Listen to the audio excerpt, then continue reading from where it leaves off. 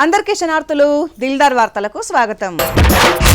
అరే మా ఊళ్ళే ఒక్కలుగా ఇద్దరు కాదు ఏకంగా 10 మంది చిరంజీవులు ఉన్నారు తెలుసా?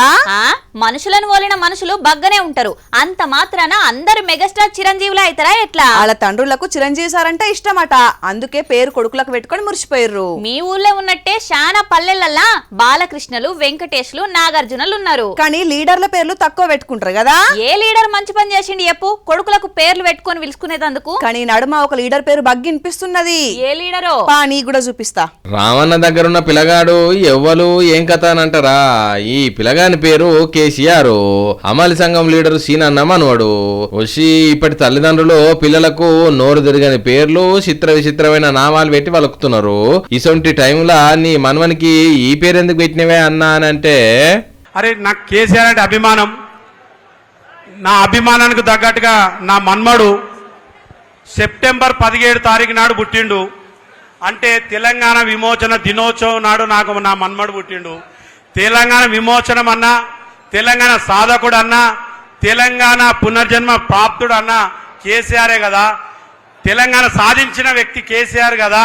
తెలంగాణ ఆవిర్భావంతో నా కొడుకు నాకు మన్మడు పుడితే ఆ నాయకుని పేరు పెట్టుకోకు, ఇంకెవరిది పెట్టుకోవాలని చెప్పేసి నేను క్వశ్చన్ చేసిన.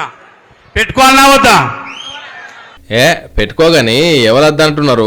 అవునే సీనన్న, మరి కేసీఆర్ అంటే కల్వకుంట్ల చంద్రశేఖర్ రావు అని జనానికి తెలుసు. మరి నీ మన్వడు ఎట్లా కేసీఆర్ అవుతాడో చెప్పవు. కుర్మ చరణ్ రాజ్, నేను కుర్మ కమ్యూనిటీ, నా మన్మడు చరణ్ రాజ్, కుర్మ చరణ్ రాజ్ కేసీఆర్. అట్లనా? రావణ కూడా మస్తు ఖుషి అవుతున్నాడు వాళ్ళ తండ్రి పేరు పెట్టుకున్నందుకు. సీనన్న, నీ మనవన్ని ఇప్పుడెట్లా ముద్దు చేస్తున్నావో పెద్ద పెరిగిన తర్వాత కూడా అట్లనే ముద్దు చెయ్యి.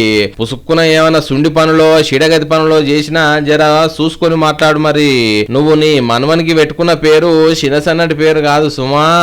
రెక్కాడితే గాని డొక్క నిండని కూలీల పిల్లలకు పోషకాహారం చాలా తక్కువ అందుతున్నదట. ముందుగాలే పేద బతుకులు పిల్లలకు వాళ్ళెక్కడ గుడ్లు పాలసొంటివి పెడతారు చెప్పు? అది నిజమే. మరి అసొంటి పేద పిల్లల బాల్యం బక్కచిక్కిపోవడేనా? అగో అట్లా కావద్దనే తెలంగాణ సర్కారు కొత్త ఉపాయం చేసింది. ఏం చేసిందో చూపిస్తా. పట్నంలా కూలీనాలు వేసుకుని బతికేటోళ్ళ పిల్లలకు కూడా పౌష్టికాహారం అందించేందుకు తెలంగాణ సర్కారు కొత్త ఉపాయం చేసింది. ఇంతకు ఈ బస్సులేందని అనుకుంటున్నారు? Mobile anganwadi bus. ఎక్కడైతే పేద పిల్లలకు అంగన్వాడీ కేంద్రం లేదో ఈ బస్సులు ఆ జాగలకు పోకుండా పిల్లలకి గుడ్లు, పాలు, పోషకాలతో నిండిన బువ్వ పెట్టుకుంటా పోతదన్నట్టు. అవు అక్క, ఈ బస్సులు ఎక్కడెక్కడ తిరుగుతాయి? మేడ్చల్, మల్కాజిగిరి, రంగారెడ్డి, మరి ఇట్లాంటి చుట్టుపక్కల ముఖ్యంగా కార్మిక సోదరులు లేదా వలస కూలీలు వచ్చేటువంటి ప్రాంతాల్లో, ఇండస్ట్రియల్ ఏరియాలలో పర్మనెంట్ అంగన్వాడీ సెంటర్స్ లేక ఆ పిల్లలు ఇబ్బంది పడుతున్న నేపథ్యంలో మరి మా శిశు సంక్షేమ శాఖ ద్వారా మేము ప్రభుత్వానికి ఈ మొబైల్ అంగన్వాడీల కోసం మరి ముఖ్యమంత్రి గారి దృష్టికి తీసుకెళ్లడంతో మరి కార్మిక శాఖ మంత్రులు గౌరవనీయులు సోదరుడు వివేకన్న గారి అధ్యక్షతన ఆధ్వర్యంలో వారి సహకారంతో మరి మొబైల్ అంగన్వాడీ సెంటర్ను ఈరోజు మాకు ప్రొవైడ్ చేసినందుకు కార్మిక శాఖకు ప్రత్యేకంగా ధన్యవాదాలు తెలియజేస్తా ఉన్నాం. అన్న వివేకన్న గారికి ఈ బస్సును మాకు ప్రొవైడ్ చేసి, ఈ ఒక్క బస్సు దాదాపు 11 అంగన్వాడీ సెంటర్స్ ఉన్నంత వాల్యూ.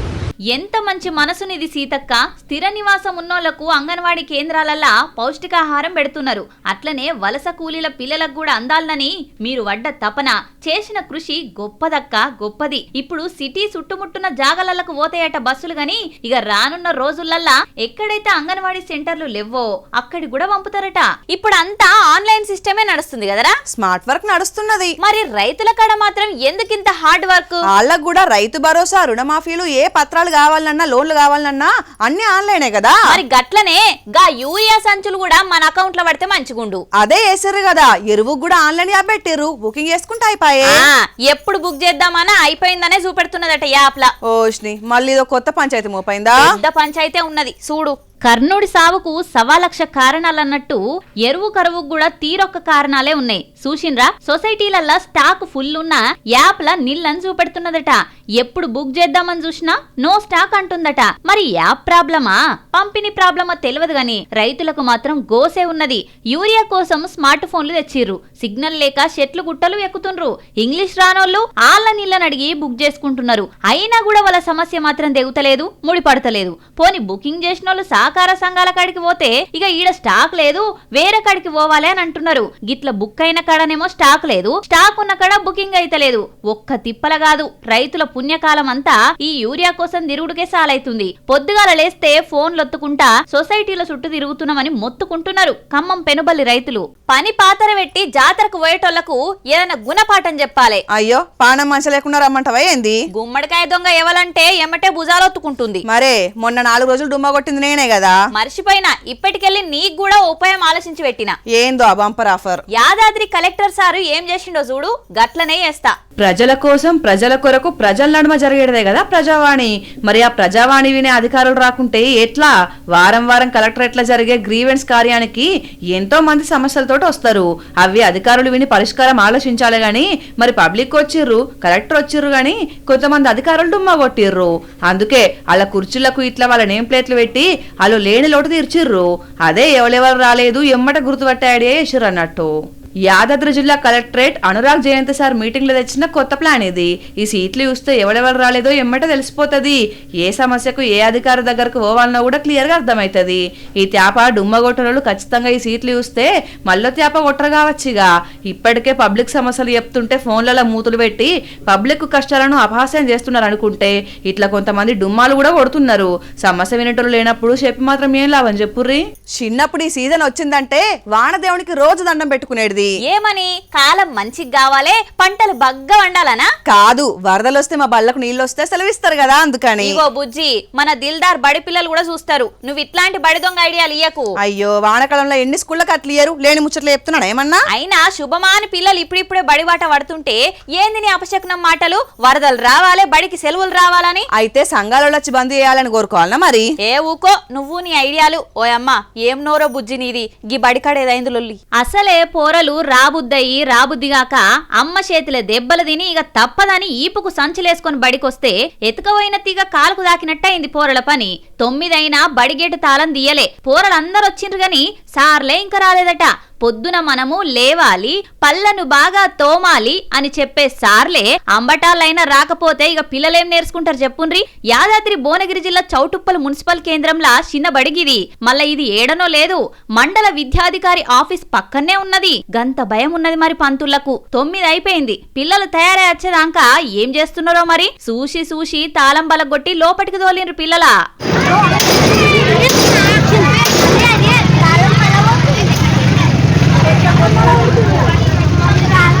ఇక ఆ బడి సంగతి అటు పెడదాం. ఇక మామూలుగా సర్కార్ బల్లె పోరలకు టిఫిన్ డబ్బాలు పట్టుకపోవడు బంద్ అయ్యి ఎన్నేంలాయే. పగటి బువ్వ బల్లెనేనాయే, నాస్తా కూడా బల్లెనే. కానీ నాగర్ కర్నూలు జిల్లా కల్వకుర్తి బల్లె పిల్లలు టిఫిన్ డబ్బాలు పట్టుకొని వస్తున్నారు. చైర్మన్ రంగంలోకి దిగి పంతులతోటి అధికారులతోటి మాట్లాడితే అప్పుడు కళ్ళు తెరుచుకునేయట. ఇక గిట్లాంటి సీన్లు రిపీట్ అయితే సర్కార్ బల్లకు పోరల్ని వంపమంటే ఎందుకు వంపుతారు? ప్రైవేట్ బల్లకు ఇంకింత సందు కాదా? ఇక బడిదాంకొచ్చిన పబ్లిక్ ను వెనుకకు పోయేటట్టు చేయకుని సార్లు అని అంటున్నారు. ఇట్లాంటి వార్తలిన్న పబ్లిక్. రాములవారి కళ్యాణానికి ఏర్పాట్లు షురు అవుతున్నాయి. ఇప్పుడు రాములవారి కళ్యాణం ఏర్పాట్లేంది, ఇంకా షానెలలు ఉన్నది కదా. మామూలుల లగ్గం అంటేనే నెల 2 నెలల నుంచి తనలాడితేనే పనులు ఒడుస్తాయి. అసొంటిది రాములవారి లగ్గం అంటే ఇప్పటి నుంచే పనులు షురు చేస్తే అప్పటికి సెట్ అవుతుంది. అయినా ఈ వానకాలం ముంగట ఏం పనులు ముంగటేసుకున్నారు చెప్పను, చూపిస్తాపా. వానరసేనది రామాయణంలో ఎంత ముఖ్య పాత్రనో మన రాములవారి కళ్యాణంలా తలంబ్రాలల్లో కూడా అంతే ముఖ్య పాత్ర. అదేనుల్లా కోటి తలంబ్రాల తలవాల పంటకు పనులు మొదలు పెట్టిండ్రు. రాములోరి లగ్గానికి తలంబ్రాల కోసం ఎప్పటి లెక్కనే తూర్పుగోదావరి జిల్లా అచ్యుతాపురం శ్రీకృష్ణ చైతన్య సంఘం వానరసేన సేద్యం మొదలుపెట్టింది. కోటి తలంబ్రాల సేద్యానికి శ్రీకారం చుట్టింది. హనుమంతుల వారు, జాంబవంతుడు, సుగ్రీవుడు, అంగజుడు, వానరసేన అంత దిగొచ్చినట్టుగానే పంట పొలంలో పనులు మొదలుపెట్టిర్రు.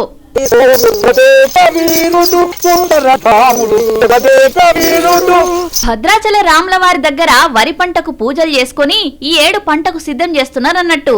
ఈ పంట వండినంక గోటితోటి కోటి తలంబ్రాలొల్సి అయోధ్య, భద్రాద్రి, ఒంటిమిట్ట రామయ్య లగ్గానికి వంపుడు ఆనవాయితీ వస్తున్నది. రామ భక్తులుగా ఈ కార్యం మా చేతుల మీద చేసుడు, ఈ అదృష్టం మాకు దక్కుడు ఎన్నో జన్మల పుణ్యమని మురిసిపోతున్నారు భక్తులు.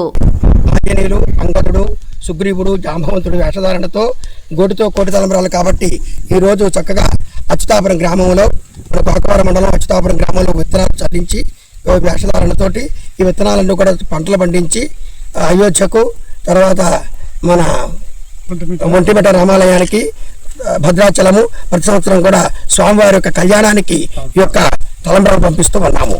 అబ్బే ఇవేవి అయ్యే పనుల్లో లేవురా. ఇదే మాట నువ్వు ఫస్ట్ రీల్ చేసినప్పుడే చెప్పిన అవేవి అయ్యే పనులు కావని ఈనకపోతివి. నా రీల్స్ మీద చూపెట్టిన ఇంట్రెస్ట్ జనం గోసల మీద చూపెట్టు. ఏంది నువ్వు జనం గురించి ఆలోచిస్తున్నావా? అసలు వానలు వడకపోతే, చెరువులు నిండకపోతే, పంటలు వండకపోతే ఊహించుకుంటేనే భయంకరంగా ఉన్నది. అందుకే ఎట్లన్నా వేసి వానదేవుని ప్రసన్నం చేసుకోవాలని ఇగో మన మహిళా మణులు మహత్తర యజ్ఞముడు తలపెట్టిర్రు. చూద్దాంపా. వానదేవుని దోల్కరమ్మని వాయుపుత్రునికి మొక్కులు పెడుతున్నారు ఖమ్మం జిల్లా మొండికుంట గ్రామవాసులు. ఖరీఫ్ సీజన్ ఓతనే ఉన్నది. ఇంతవరకు పట్టుమని 10 గట్టి వానలు పడ్డది లేదు. అడుగులోతు భూమి తడిసింది లేదు. కుంటలు కూడా నిండలేదు. ఎట్లా చేయాలే, మా రైతన్నల గోసలు ఎట్లా తీరాలే అని ఆడోళ్లంతా ఒక్కతాన చేరి అరటి తోటల హనుమాన్ చాలీస పారాయణ చేసిండ్రు.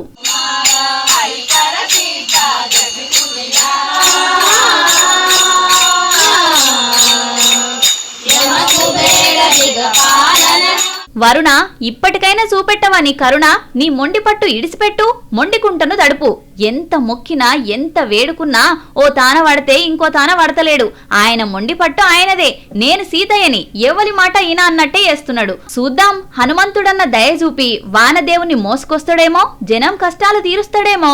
ఎక్కడో పుట్టి ఎక్కడో పెరిగి ఇక్కడే కలిసాము దిల్దారు చెట్టు నీడలో అంటే నాకు టాటా బాయ్ బాయ్ వీడికోలు చెప్దామని ప్లాన్ చేసినావా? మనకు సింక్ అయిద్దని వాడినారా? ఎందుకు అట్లా అపార్థం చేసుకుంటున్నావు? సింహాసనం కోసం బాహుబలిల బల్లాల చూసినట్టు నా సీటు కోసం ఎప్పటి నుంచో కాసు కూసున్నావు కదా. నువ్వంటే నా ప్రాణం రా. ప్రాణాన్ని పోగొట్టుకోవాలని అనుకుంటారా ఎవరన్నా? నమ్మొచ్చా? ప్రామిస్? ఒట్టేసి ఒక మాట వేయకుండా ఒక మాట చెప్పదురా ఈ బుజ్జమ్మ. అంటే నా మీద నీకు చెప్పలేనంత ప్రేమ ఉన్నదంటావు. ఎంత ప్రేమ ఉందో నీకు ఎగ్జాంపుల్ చూపిస్తాపా.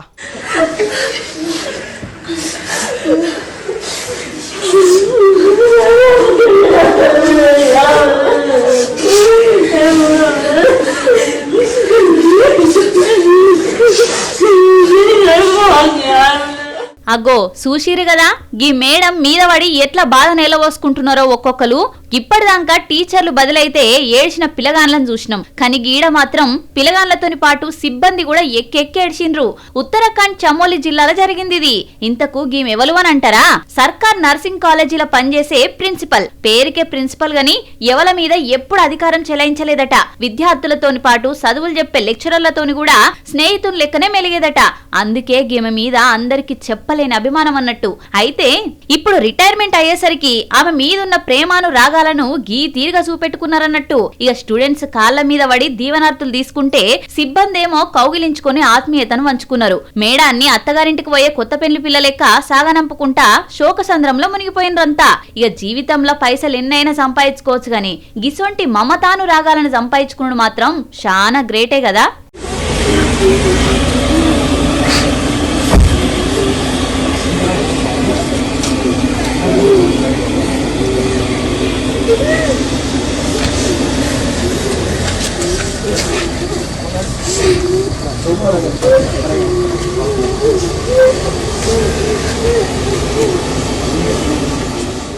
వద్దంటే పిలుస్తున్నారా నన్ను?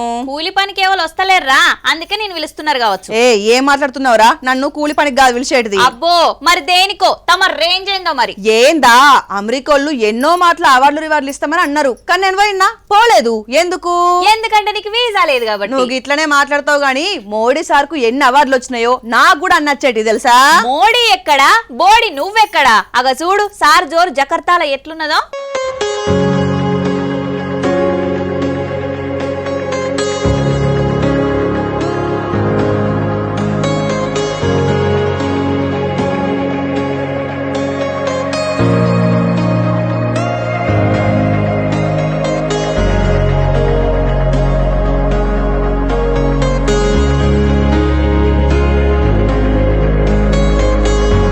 వారెవ్వా, ఇది గదా స్వాగతం అంటే, ఇది గదా మర్యాద అంటే, ఇది గదా అభిమానం అంటే.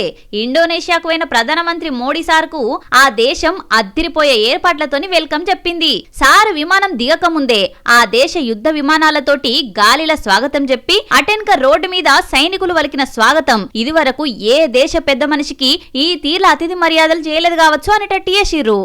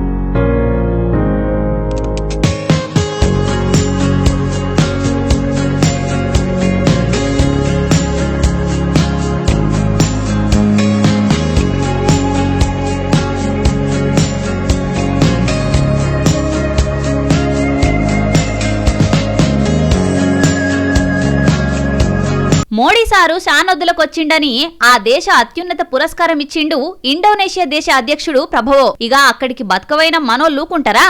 మోడీ సార్కు తీరొక్క కళలతోటి స్వాగతం చెప్పిర్రు.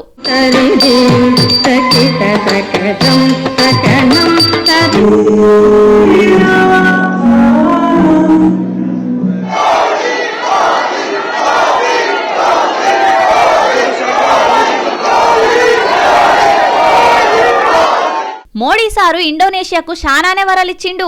వాళ్ళు కూడా మనతోనే దోస్తాన్ గట్టిగా చేస్తాం, ఎవరు ఎన్ని పుల్లలు పెట్టినా ఇండియా చెయ్యి ఇడిచేదే లేదని చెప్పింది ఇండోనేషియా. ఇవల్లా ఇయాల్టి దిల్దార్ వార్తలు. మళ్ళొచ్చే దిల్దార్ వార్తలల్లా మళ్ళా కలుద్దాం. అంతవరకు చూస్తూనే ఉండండి వనిత టీవీ. నమస్తే.